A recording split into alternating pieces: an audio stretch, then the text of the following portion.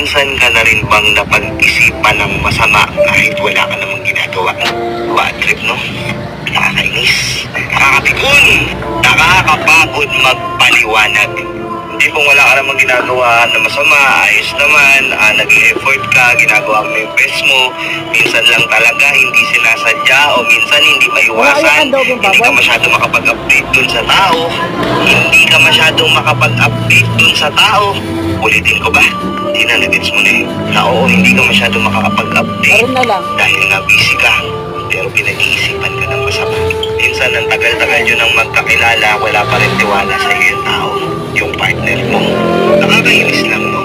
O sige, sabihin na lang natin na baka yung dating karelasyon na itong partner mo hindi naging okay, nagloko talaga, na lahat ng iniisip niyang masama dun sa kapast relationship niya na yun, nagkakatotoo talaga. Pero ikaw ba siya? Hindi naman, di ba? Pero bakit kailangan pati ikaw gagawin niya sa'yo yung ganong klaseng treatment na ikaw wala ka namang ginagawa?